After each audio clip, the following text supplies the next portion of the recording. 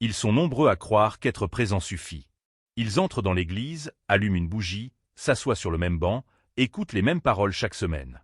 Mais à l'intérieur, le silence est plus lourd que la prière. Doit-elle? Moody disait que la plus grande illusion de cette génération est de confondre la présence physique avec la fidélité du cœur. Car il y a ceux qui se montrent au temple, et ceux qui montrent à Dieu leur âme. Imagine un instant ce moment simple. La cloche sonne, la foule se rassemble, le chœur commence à chanter. Tout semble sacré. Mais Moody aurait chuchoté que la vraie adoration ne se mesure pas au nombre de voix, mais à la profondeur du feu qui brûle en toi. Ce feu qu'aucun regard ne voit, ce souffle discret qui transforme la chair en lumière. Il racontait souvent qu'on peut passer toute une vie à genoux sans jamais plier le cœur. Tu peux prononcer 1000 prières, les yeux baissés, mais si ton âme demeure endormie, Dieu n'habite pas tes mots. L'homme moderne cherche la paix dans les murs des églises, mais la paix n'habite pas les murs. Elle habite le silence qui suit la repentance. Et ce silence-là, peu savent encore l'écouter. Moody écrivait que la foi véritable ne se prouve pas par des apparences, mais par la transformation invisible qu'elle provoque. Quand la grâce touche un cœur, elle ne laisse rien d'intact. Niet on orgueil, niet is hebetoeds, niet apperteen die bond. Tout est reconfiguré par la lumière divine. Pourtant beaucoup résistent, préférant une foi polie et sans douleur, une foi décorative, comme une croix portée au cou mais jamais dans l'âme. Regarde autour de toi. Combien se disent croyants, mais vivent comme si Dieu était une idée ancienne. Ils lèvent les mains pendant la louange, mais abaissent leur regard devant la vérité. Moody demandait un jour à une foule, « Si Dieu vous retirait tout, que resterait-il de votre foi ?» La salle resta muette, et c'est dans ce silence qu'il montra la blessure cachée de l'esprit, croire sans se laisser guérir. Il disait que le plus grand danger pour un chrétien, c'est de confondre mouvement et croissance. Ce n'est pas parce que tu retournes sans cesse au temple que ton cœur devient plus pur. Ce n'est pas parce que tu parles de Dieu que tu le connais. La fidélité spirituelle ne se résume pas à la présence, mais à la transformation constante de ton être. Il comparait la foi à un souffle. Si ton souffle s'arrête, la vie s'éteint. Si ta foi ne respire plus, ton âme se fige. Il y a une question que Moody posait souvent. Es-tu plus proche de Dieu aujourd'hui que tu ne l'étais hier? Peu osaient répondre. Parce que la vérité dérange. La proximité n'est pas une émotion ponctuelle. C'est un état construit jour après jour, prière après prière, chute après relèvement. La fidélité, disait-il, c'est la somme de tes retours à Dieu. Un soir, Moody raconta qu'il rencontra une femme qui assistait à chaque sermon, assise au même endroit, immobile. Quand il lui demanda ce qu'elle ressentait, elle répondit « Je ressens la paix quand j'écoute ». Alors il lui dit doucement « Mais ressens-tu la paix quand tu sors d'ici ?» Son silence fut plus éloquent que 1000 confessions. Être touché par la parole ne suffit pas. Il faut la porter, la faire marcher dans ta vie. Il martelait que la foi immobile est une foi mourante. Dieu ne bénit pas les cœurs tièdes, car le tiède croit pouvoir aimer sans obéir. La tiédeur est douce mais stérile. Elle endort. Et pendant que l'âme s'endort, la présence divine se retire lentement, comme une flamme qui s'éteint faute d'air. C'est pourquoi Moody insistait tant, « Si ton cœur ne brûle pas, prie jusqu'à ce qu'il brûle. » Regarde en toi-même maintenant. Es-tu là seulement pour entendre, ou es-tu venu pour changer? À quoi ressemble ta foi quand personne ne te regarde? Peut-être as-tu confondu la paix avec l'absence de combat. Mais la vraie paix est née dans le feu intérieur, là où tout est affronté, purifié, offert. Dieu ne t'appelle pas à être parfait, il t'appelle à être vrai. Et la vérité commence là où les masques tombent. Moody voyait dans chaque croyant une bataille secrète entre la présence extérieure et la transformation intérieure. Il savait que beaucoup se fatiguent à plaire aux hommes, oubliant que Dieu ne regarde pas les gestes mais les intentions. Il disait, tu peux tromper les regards, jamais la lumière. Et cette lumière, un jour, viendra sonder jusqu'à tes gestes les plus anodins. C'est cette conscience qui transformait ses prêches en miroir. Quand il parlait, chacun se voyait tel qu'il était, beau à l'extérieur, fissuré à l'intérieur. Mais ce miroir n'était pas fait pour humilier, il était fait pour libérer. Car reconnaître sa distance, c'est déjà commencer à revenir. Moody n'offrait pas des reproches, mais des réveils. Il voulait que chaque âme sorte de la torpeur religieuse et retrouve la ferveur d'une première rencontre avec Dieu. Peut-être, toi aussi, t'es-tu habitué à prier sans écouter ta propre voix. Peut-être que ta bouche parle de foi, mais ton cœur pense à autre chose. Ce n'est pas une condamnation, c'est un appel. Dieu ne cherche pas une performance, mais une conversation vraie. Si tu n'as plus de mots, murmure. Si tu n'as plus de force, sois simplement présent. Mais sois présent pour lui, pas pour paraître fidèle. Doit-elle?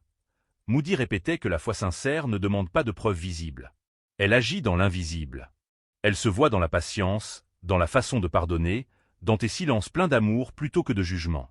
Voilà la foi qui transforme les foyers, les rues, les nations. Voilà la présence qui protège, celle qui vient du cœur et non des habitudes. Et c'est ici que commence le vrai réveil. Pas sur l'estrade, pas sous les projecteurs, mais dans la chambre silencieuse où tu affrontes ton reflet et décides enfin de croire entièrement. Moody disait, « Une seule âme vraiment enflammée peut éclairer tout un quartier endormi. Peut-être es-tu appelé à être cette flamme. » Un jour, Dwight Moody observa un homme qui servait à l'église depuis 20 ans. Il connaissait chaque hymne, chaque verset, chaque règle. Mais quand Moody lui demanda ce qu'il ressentait quand il priait, l'homme répondit « Je ressens la même chose que quand je récite un poème. » Ce fut un choc pour Moody, car il savait que ce cœur s'était habitué à parler à Dieu sans plus l'entendre. Parfois, la foi s'épuise non pas par manque d'effort, mais par habitude. Et l'habitude, disait-il, est l'ennemi silencieux de la transformation. La routine rassure, mais elle éteint le feu. Elle te fait croire que tout va bien, alors que l'esprit s'endort peu à peu. Moody voyait cela partout, la dévotion mécanique, les gestes répétés sans passion. Il disait que ce que Dieu attend, ce n'est pas la perfection du geste, mais la sincérité du cœur derrière ce geste. Car le ciel répond à la vérité, jamais à la routine. Si ton âme ne tremble plus lorsque tu pries, demande-toi si tu n'as pas remplacé la foi par le confort spirituel. Beaucoup viennent chercher Dieu comme on cherche la paix, mais refusent la guerre intérieure qui précède cette paix. Ils veulent la bénédiction sans la confession, la lumière sans le dépouillement. Pourtant, Moody rappelait que la foi véritable brûle autant qu'elle éclaire. Elle brûle ton orgueil, elle éclaire ta route. Et c'est dans cette tension entre le feu et la lumière que naît la véritable fidélité spirituelle. Car la fidélité, disait-il, ce n'est pas de ne jamais tomber, mais de toujours revenir. Il racontait souvent l'histoire d'un jeune homme venu le voir en pleurant. « J'ai tout perdu, monsieur Moody. Mon travail, ma famille, ma foi. » Et Moody, calmement, lui demanda « As-tu perdu ton Christ ?» L'homme hésita puis répondit « Non, jamais. » Alors Moody sourit « Alors tu n'as rien perdu de ce qui compte. » Ces mots traversèrent les foules comme un rayon de vérité. Quand tout s'effondre, la seule question qui reste est celle-ci. Ton cœur appartient-il encore à Dieu? Si oui, tu possèdes déjà tout. Dans un monde obsédé par les apparences, Moody nous prévenait. La foi qui cherche à se montrer finit toujours par s'éteindre. Il disait que l'amour de Dieu n'a pas besoin de témoins humains pour exister. Il se manifeste en silence, dans les gestes cachés, dans la manière de traiter ceux qui ne peuvent rien te rendre. Un sourire sincère offert à quelqu'un qui souffre vaut plus que 1000 discours théologiques. Le vrai croyant n'a pas besoin de spectateurs. Il vit sous le regard de Dieu seul. Moody insistait, « Montrez-moi comment un homme aime son ennemi, et je vous dirai combien il aime Dieu. » Cette phrase résume tout. La fidélité, ce n'est pas chanter plus fort que les autres. C'est aimer quand personne ne t'applaudit. C'est pardonner une offense que personne ne voit. C'est faire ce qui est juste, même si tout le monde semble t'ignorer. Voilà ce qu'il appelait l'évangile vécu. Et cet évangile-là, il en avait fait le centre de sa vie. Pour lui, il n'existait rien de plus dangereux qu'une foi théorique. Une foi qui parle mais ne vit pas. Il comparait cela à une lampe sans huile, belle dans son apparence, mais incapable de donner la moindre lumière. Le monde, disait-il, n'a pas besoin de croyants éloquents, il a besoin de croyants ardents. Une simple flamme sincère éclaire mieux qu'une chandelle décorative. C'est cette conviction qui faisait de sa parole un coup de tonnerre dans les cœurs engourdis. Tu sais, il disait souvent que Dieu préfère un pécheur sincère à un hypocrite poli. Parce que le pécheur sincère connaît sa blessure et cherche la guérison, tandis que l'hypocrite cache sa fièvre derrière un sourire. Et tant que le masque reste en place, aucun souffle divin ne peut guérir. C'est pourquoi Moody invitait chacun à la vérité totale, la vérité de soi devant Dieu. Non pas pour être jugé, mais pour être libéré. Car là où la vérité entre, la grâce s'installe. Il arrivait que ces paroles fassent pleurer les gens, non parce qu'elles étaient dures, mais parce qu'elles révélaient enfin ce qu'ils avaient oublié. Dieu n'attend pas la perfection, il attend le retour. Ce retour, parfois, n'est qu'un murmure, « Seigneur, je reviens ». Et pour Moody, ce simple aveu valait 1000 sermons. Car le ciel se réjouit plus d'une seule âme réellement revenue que d'une foule d'habitués endormis. Si tu écoutes ces mots aujourd'hui, peut-être sens-tu cette tension en toi, entre ce que tu montres et ce que tu es. Ne la fuis pas, laisse-la t'amener à genoux, non par honte, mais par soif. Dieu ne te demande pas de nouvelles prières bien formulées. Il te demande un cœur sincère, même brisé. Et ce cœur-là, il ne le rejette jamais. Un cœur brisé, disait Moody, est le seul instrument sur lequel Dieu joue sans fausse note. Et lorsque tu entends cette mélodie, plus rien ne te manque. C'est dans cette sincérité que naît le vrai changement. Pas une émotion passagère, mais une naissance intérieure. Ce que Moody appelait la reconstruction de l'âme. Il croyait que chaque larme versée dans la vérité devient une pierre posée sur le chemin de ton renouveau. Rien n'est perdu si tu donnes sens à ta chute. Chaque chute peut devenir une leçon, chaque faiblesse un tremplin. L'amour divin ne se retire jamais. Il attend que tu rouvres la porte. Voilà pourquoi il prêchait avec des larmes plus souvent qu'avec des éclats. Parce qu'il savait qu'aucune parole n'a de puissance si elle ne passe pas d'abord par le cœur. Ses sermons n'étaient pas des discours, mais des confessions. Il disait qu'un témoignage authentique vaut plus que 1000 théories. Et son témoignage était simple.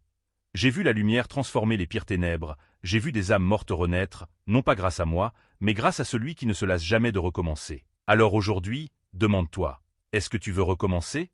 Pas t'agiter, pas paraître nouveau, mais renaître vraiment. Le monde n'a pas besoin de plus de croyants visibles. Il a besoin de témoins intérieurs, de cœurs vivants, silencieusement mais puissamment enracinés dans la vérité. Car c'est au moment où tu crois que tout est fini que Dieu commence son œuvre. Et c'est peut-être maintenant, là où tu te trouves, que ton propre réveil est sur le point de naître. Moody disait souvent que la lumière de Dieu n'entre jamais dans un cœur fermé. Tu peux fréquenter la maison du Seigneur pendant des années et ne jamais en devenir l'habitant. La présence sans ouverture ne produit rien. Il comparait cela à une fenêtre fermée sous un grand soleil. La lumière brille dehors, mais le froid demeure à l'intérieur. Tant que tu refuses d'ouvrir la fenêtre, tu ne connaîtras pas la chaleur. Et il ajoutait, d'un ton grave, beaucoup veulent sentir Dieu sans le laisser entrer. Certains pensent qu'il suffit de parler de foi pour en avoir. Mais la foi qui parle seulement s'éteint dans le bruit. La foi qui agit se nourrit dans le silence. Moody observait que c'est souvent dans les heures où personne ne te voit que se sculpte ton avenir spirituel. Quand tu pries seul, quand tu pardonnes sans l'annoncer, quand tu choisis de rester humble, c'est là que le ciel te regarde vraiment. Parce que c'est là qu'il voit qui tu es, sans décor, sans rôle, sans public. Il racontait qu'un jour, un jeune prédicateur lui demanda « Comment savoir si Dieu agit en moi ?» Moody répondit, recarte patience. Il expliquait que la patience est la respiration de la foi. Celui qui croit ne se presse pas, car il sait que Dieu ne tarde jamais. Il prépare. Et si ton cœur sait attendre dans la paix, même au milieu du tumulte, c'est le signe que la foi vit encore. La foi est un feu tranquille. Elle ne fait pas de bruit, mais elle purifie tout sur son passage. Dans son regard, être chrétien ne se résumait jamais au fait d'appartenir à une église. C'était appartenir à la lumière elle-même. Et cette lumière, disait-il, ne réside pas dans les discours, mais dans la transformation progressive des choses simples. La façon de parler à ceux que tu aimes, l'écoute que tu offres à ceux que tu comprends mal, la bonté que tu choisis quand tu pourrais être indifférent. Si la foi ne rend pas ton cœur plus doux, elle ne vient pas de Dieu. Ces mots semblaient simples, mais ils coupaient plus profond que n'importe quelle prédication. Il rappelait sans cesse que la vraie fidélité se mesure dans la constance. Tout le monde peut briller une journée, prier un soir de tempête, promettre dans la douleur. Mais ceux qui restent fidèles dans l'ombre sont ceux dont la foi est vivante. Ne cherche pas les grands moments, cherchez-il à dire, cherche la continuité. Car le ciel ne regarde pas l'intensité d'un jour, mais la direction constante d'une vie. Moody aimait parler des tempêtes. Il disait qu'elles ne viennent pas pour briser, mais pour révéler où tu t'es construit. La foi superficielle s'effondre au premier vent, mais celle qui plonge ses racines dans la parole tient bon. Il racontait qu'il avait vu des âmes traverser les pires douleurs, et pourtant garder un regard de paix. Parce qu'elles avaient compris, disait-il, que Dieu n'éloigne pas toujours la tempête, mais il y marche à tes côtés. Et dans ce simple mystère, tout prend sens. Il n'avait pas peur d'affirmer que la douleur fait partie de la fidélité. Celui qui fuit la souffrance spirituelle fuit aussi la croissance. Il expliquait que la foi sans larmes est souvent une foi sans profondeur. Non pas que Dieu cherche nos pleurs, mais nos cœurs éveillés. Un cœur qui ne pleure plus est un cœur qui n'écoute plus. Et quand la douleur devient prière, elle cesse d'être douleur pour devenir offrande. Voilà, disait-il, le point exact où la faiblesse humaine devient la force divine. Moody invitait les croyants à ne pas confondre émotion et conviction. L'émotion passe, la conviction reste. Il voyait tant de visages illuminés pendant les chants, puis éteints dès que la musique cessait. La vraie foi, disait-il, commence quand le silence tombe. Car c'est après l'extase que l'on découvre si la lumière demeure en nous. La fidélité, ce n'est pas ressentir Dieu tout le temps, c'est continuer à l'aimer même quand tu ne le ressens plus. Et c'est dans ce désert que se forment les saints. Il affirmait aussi que Dieu ne cherche pas la foule, mais l'unité. Une seule âme entièrement dévouée vaut plus qu'une assemblée endormie. Il disait que la ferveur est contagieuse, une flamme allume 1000 autres. Voilà pourquoi il encourageait chacun à redevenir flamme, même petite, même vacillante. Ne demande pas à Dieu de t'épargner la nuit, disait-il, demande-lui seulement de garder la flamme vivante jusqu'à l'aube. C'est cette humble espérance qui maintient la foi quand tout semble perdu. Moody avertissait contre la comparaison. Ne mesure jamais ta foi à celle des autres. Chacun porte sa route, et Dieu écrit dans chaque âme un livre unique. Trop de croyants s'épuisent à vouloir reproduire la ferveur qu'ils voient plutôt que de vivre celle qu'ils ont reçue. Mais Dieu ne t'appelle pas à copier, il t'appelle à respirer sa lumière selon ton rythme, tes cicatrices et ton histoire. L'important n'est pas d'être vu, mais d'être vrai. Il disait qu'un seul instant d'honnêteté spirituelle vaut 10 années d'illusions pieuses. Quand tu dis à Dieu la vérité crue, il se penche sur toi comme un père. C'est l'aveu de ta faiblesse qui attire la puissance du ciel. Rien ne touche autant le cœur divin que la sincérité sans filtre. Le moment où tu arrêtes de te défendre devant Dieu, disait-il, est celui où il commence à te relever. Et c'est ce relèvement qui redéfinit ta fidélité. Elle n'est plus devoir, mais gratitude. Les gens venaient de loin pour entendre ces paroles, non parce qu'elles étaient nouvelles, mais parce qu'elles étaient vraies. Ils sentaient que Moody ne prêchait pas une foi abstraite, il la vivait. Il pleurait parfois en silence, et ses larmes devenaient la plus pure des prédications. Il disait que chaque fois qu'un cœur revenait à Dieu, les anges dressaient une table dans le ciel. Et tout ce qu'il voulait, c'était peupler cette table avec un peu plus de lumière humaine. Aujourd'hui encore, ces paroles traversent le temps. Elles rappellent que la foi authentique ne dépend ni des foules, ni des lieux, ni des signes visibles. Elle se nourrit du face-à-face intérieur, de ce moment où tu réalises que Dieu n'a jamais cessé d'attendre ton retour. Peu importe combien de fois tu t'es éloigné, peu importe ta honte, la porte reste ouverte. Ce n'est pas ton passé qui ferme la porte, disait-il, c'est ton orgueil. Et si tu poses ton orgueil, la porte s'ouvre aussitôt. Peut-être ressens-tu maintenant un appel à recommencer différemment, à vivre une foi plus vraie, moins bruyante, mais plus profonde. Si c'est le cas, ne fuis pas ce mouvement, car c'est ainsi que tout débute. La présence de Dieu ne s'impose pas par le tonnerre, elle se glisse dans le murmure. Et c'est souvent ce murmure léger qui te tire de l'obscurité pour t'emmener vers la lumière. Doit-elle? Moody croyait que le réveil intérieur commence toujours par une décision silencieuse. Pas un cri, pas une promesse, mais un simple oui, presque imperceptible, prononcé dans le secret du cœur. Il disait que Dieu n'a pas besoin de grands gestes pour te transformer, il a besoin de ton consentement. Et ce consentement, souvent, se cache dans un souffle, dans une larme, dans ce moment où tu arrêtes de fuir. Car c'est souvent là, dans le plus grand silence, que les cieux s'ouvrent.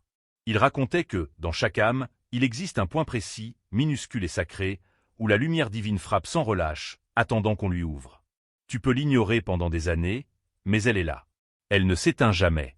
Et le jour où tu t'arrêtes enfin, le jour où tu te tais, elle entre avec douceur. Il comparait cela à l'aube glissant entre les montagnes. Au début, tu ne la remarques pas, puis peu à peu, tout s'illumine. Dieu ne force jamais une porte, il attend qu'on sache ce qu'on veut ouvrir, disait-il. Pour Moody, la plus belle prière n'était pas la plus longue, mais celle qui vient avec vérité. Il observait souvent que les mots des simples touchaient plus le ciel que les discours des instruits. Parce que Dieu reconnaît sa voix dans la sincérité, pas dans la beauté du langage. Il se souvenait d'avoir entendu un jour un vieil ouvrier murmurer « Seigneur, je ne comprends pas grand-chose, mais je t'aime ». Et il dit que ce jour-là, il sentit la présence divine plus fort que jamais. La foi, selon lui, est une langue que le cœur parle mieux que la bouche. Il mettait aussi en garde contre la peur. La peur de ne pas être assez, la peur de ne plus mériter. Il disait « Le diable ne t'effraie pas avec ce que tu ignores, il t'effraie avec ce que tu crois être. » L'orgueil déguisé en culpabilité, voilà son arme préférée. Car tant que tu penses que Dieu ne peut plus t'aimer, tu oublies qu'il t'a déjà aimé malgré tout. Moody répétait que la croix n'est pas un symbole de reproche, mais de retour. Quand tu la regardes honnêtement, tu comprends que l'amour divin n'a jamais attendu que tu sois parfait pour t'envelopper. Il parlait souvent du regard de Dieu. Il disait que lorsque Dieu regarde un homme, il ne voit pas d'abord ses fautes, mais son potentiel. Là où l'homme voit la boue, Dieu voit la terre fertile. Et si tu permets à cette lumière de toucher ta boue, la vie commencera à pousser. C'est le miracle constant de la grâce. Dieu voit toujours ce que tu pourrais devenir, même quand tu ne vois plus rien. Le regard humain condamne, le regard divin réveille, aimait-il répéter. Et ce réveil, disait-il, peut survenir au moment où tu penses que tout est fini. Dans ses prêches, Moody insistait, la foi n'est pas statique. Elle doit marcher, elle doit se manifester dans l'action. Il disait qu'il valait mieux un petit acte de bonté qu'une grande théorie spirituelle. Parce qu'un sourire, une main tendue, une oreille qui écoute peuvent parfois être le seul évangile que quelqu'un lira de sa vie. Ne sous-estime jamais ton geste le plus discret, disait-il, car il pourrait être la réponse à une prière que tu ignores. Pour lui, la foi doit laisser des traces visibles d'amour partout où elle passe. Il rejetait toute idée de foi égoïste. Il expliquait que si ta relation à Dieu ne t'amène pas à aimer ton prochain davantage, alors tu n'as aimé qu'une idée, pas une personne vivante. La vraie dévotion te rend tendre, la vraie prière te rend utile. On reconnaît un arbre à ses fruits, disait-il. Si ta foi nourrit la paix, c'est qu'elle prend racine dans le bon sol. Et même si la terre de ton cœur est abîmée, Dieu peut y faire pousser des choses nouvelles, car aucune âme n'est irrécupérable quand elle s'ouvre à la lumière. Il insistait aussi sur la gratitude, ce mot simple qui change tout. Il disait que la gratitude transforme la prière en chant. Même au milieu de la douleur, remercier, c'est reconnaître que Dieu n'a pas cessé d'être juste, même si tu ne comprends pas encore ses gestes. Quand tu rends grâce dans la tempête, tu invites Dieu à s'asseoir sur le vent. Et soudain, la tempête change de sens. Elle devient un chemin, non un mur. La gratitude, pour Moody, était l'expression la plus pure de la foi mature. Dans les yeux des foules, il cherchait les fatigués, ceux dont la lumière commençait à faiblir. Et pour eux, il répétait toujours les mêmes mots. Tu as le droit de tomber, mais tu n'as pas le droit d'abandonner. Parce que cesser de croire, c'est cesser de respirer spirituellement. Il racontait que même après ses pires échecs, il sentait toujours la main de Dieu le relever. Pas une main d'ordre, mais une main d'amour. Celle qui ne te juge pas, mais te propose un nouvel élan. Il remarquait que beaucoup confondent la perfection et la progression. Un homme qui avance lentement reste plus vivant que celui qui s'arrête pour garder son image intacte. La foi n'a pas besoin d'être rapide, elle a besoin d'être réelle. Il disait qu'un pas sincère vers Dieu vaut mieux que 100 pas calculés vers soi. Chaque jour est une occasion de recommencer, même si ton pas tremble. C'est dans ce tremblement, dans cette fragilité, que se cache la beauté de la foi. Moody affirmait que quand tu t'approches vraiment de Dieu, tu deviens plus humain, pas moins. Tu pleures plus facilement, tu pardonnes plus vite, tu t'attends moins aux louanges des autres. Parce que tu sais que ton seul regard valable est celui du ciel. Il écrivait, « Celui qui se sait aimer ne cherche plus à prouver. » Et ce détachement, cette paix dépouillée, est la marque des cœurs qui ont compris l'essentiel. La foi rend libre, pas lourd. Elle délivre de la peur de ne pas être assez, parce qu'elle te rappelle que Dieu est déjà suffisant. Il concluait souvent par ce conseil, « Ne cherche pas à sentir la présence de Dieu, sois simplement certain qu'il est là. » Parce que la certitude ne dépend pas de l'émotion, mais de la promesse. Lorsque la lumière semble s'éloigner, ne doute pas, elle prépare ton regard à la redécouvrir. La fidélité, c'est cette capacité à croire dans le noir. Et quand tu tiens bon, tu découvres un jour que la nuit n'était pas l'absence de Dieu, mais sa manière de te rendre attentif à la moindre étincelle. Moody disait que la lumière divine ne quitte jamais vraiment l'âme qu'il a connue une seule fois. Elle peut sembler s'éteindre, mais elle demeure, cachée sous les cendres de la vie quotidienne. Il croyait que tout homme, même celui qui s'égare le plus loin, garde en lui un souvenir de lumière. Ce souvenir le hante parfois dans la nuit, dans un silence trop épais ou dans un regard d'enfant. C'est la trace ineffaçable de Dieu dans chaque cœur humain. Et tant que cette trace existe, il n'y a jamais de point final. Il parlait souvent du pouvoir du souvenir spirituel. Il disait qu'une seule expérience réelle de la paix de Dieu peut te poursuivre toute ta vie. Elle devient comme une voix douce qui te rappelle d'où tu viens. Même si tu choisis de ne plus écouter, elle reste là, patiente, inaltérable. Dieu ne ferme jamais son livre, disait-il. C'est l'homme qui quitte la page. Mais chaque fois que tu décides d'y revenir, la lumière se rallume à l'endroit exact où elle s'était arrêtée. Moody était convaincu que le plus grand témoignage de foi n'est pas la parole, mais la transformation visible dans la manière d'aimer. Il disait que nous avons fait de la religion un décor, alors qu'elle devrait être un pont. Un pont entre les âmes blessées et le cœur divin. Ne t'occupe pas d'être admiré pour ta foi, disait-il. Occupe-toi que ton amour soit réel, parce que la foi authentique ne cherche pas l'applaudissement, elle cherche la communion. Il enseignait que le silence peut être plus sain que les chants, quand il naît d'un cœur attentif. Dans ce silence, il voyait la preuve d'un dialogue vrai avec Dieu. Car la prière n'est pas toujours des mots. Elle est souvent un simple regard, une présence, un souffle partagé entre ton esprit et le sien. Quand tu apprends à te taire devant Dieu, tu entends tout ce qu'il voulait te dire depuis toujours. Et cette écoute transforme davantage qu'un millier de prières mécaniques. Moody n'a jamais cherché à devenir célèbre. Son seul but était de réveiller les consciences. Il savait que même une seule âme éveillée pouvait en réveiller d'autres. Il disait que le monde n'est pas changé par les grandes foules, mais par les individus traversés par le feu. Ce feu, expliquait-il, c'est la révélation de l'amour divin. Une fois que tu l'as reçu, tu ne peux plus vivre comme avant. Tu deviens témoin sans discours, lumière sans effort. Ta simple manière d'être témoigne de celui que tu portes en toi. Il comparait souvent la foi à un souffle dans la nuit. Tant que tu respires, tu avances. Tant que tu continues d'aimer, même faiblement, tu n'es pas perdu. Ce n'est pas la force qui maintient l'âme vivante, disait-il, c'est la direction de son regard. Tant que ton regard cherche la lumière, tu ne t'éteindras pas. Même les pas les plus tremblants peuvent mener vers le ciel, pourvu qu'ils aillent dans la bonne direction. Dieu n'attend pas la perfection du mouvement, il attend l'honnêteté du cœur. Dans les dernières années de sa vie, Moody répétait que le plus grand miracle n'est pas la guérison du corps, mais la guérison de l'âme. Il voyait chaque transformation intérieure comme un écho du royaume des cieux. Quand une personne trouve enfin la paix avec Dieu, disait-il, le ciel descend sur la terre pour un instant. Pour lui, chaque prière sincère était une victoire, chaque pardon arraché au cœur humain une preuve du souffle divin encore présent entre les hommes. Il mettait beaucoup d'importance sur la bienveillance quotidienne. La sainteté, disait-il, n'est pas ce que tu fais à l'église, c'est la manière dont tu marches dans la rue après en être sorti. Sa foi était simple, terrestre, habitée. Il croyait que Dieu aime habiter les gestes simples. Une table dressée, un pain partagé, un mot d'encouragement offert à celui qui n'attendait plus rien. C'est là que la lumière descend réellement. Pas dans le spectacle religieux, mais dans la fidélité discrète du quotidien. Moody aimait prononcer ces mots avant la fin d'un sermon. Dieu peut commencer avec ta petite flamme, ne la cache pas. Il savait que beaucoup doutaient d'eux-mêmes, se pensant trop insignifiants. Pourtant, il expliquait que c'est la somme de ces petites flammes qui éclairent le monde. Dieu ne cherche pas des héros, il cherche des cœurs disponibles. Si tu offres le tien, même blessé, il s'en servira pour apaiser d'autres blessures. Ce n'est pas ta force qui compte, c'est ton abandon. Il croyait que chaque vie est une parabole en cours d'écriture. Rien n'est inutile, ni les succès, ni les chutes, ni les silences.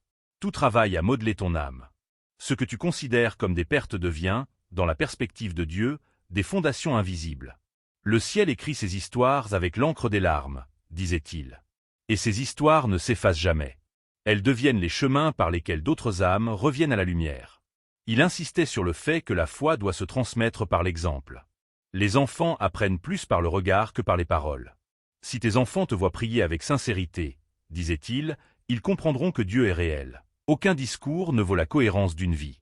Et il ajoutait, le plus puissant des sermons, c'est la paix qui réside dans une maison où Dieu est aimé. Car cette paix parle plus fort que toutes les doctrines. À travers chaque enseignement, Moody rappelait la même vérité. Dieu n'est pas à chercher loin. Il est là, au centre de ton souffle, dans le battement même de ton cœur. La foi n'est pas une échelle vers le ciel, c'est la reconnaissance que le ciel est déjà descendu en toi. C'est pourquoi il disait toujours, ne cherche plus des signes extérieurs, cherche le silence intérieur, parce que c'est dans ce silence que la voix divine murmure encore ton nom. Et à la fin, il concluait ainsi, quand ton cœur brûle encore pour la vérité, quand tu refuses de t'éteindre malgré la nuit, alors tu vis la fidélité dont parle Dieu. Il savait que la vie spirituelle n'est pas une ligne droite, mais un chemin fait de retour. Chaque détour peut devenir rencontre si tu laisses ton regard se relever. Dieu n'abandonne jamais quelqu'un qu'il a appelé. Et cette certitude, disait Moody, devrait suffire à te faire respirer un peu plus librement, un peu plus confiant, un peu plus vivant, chaque jour jusqu'à l'éternité.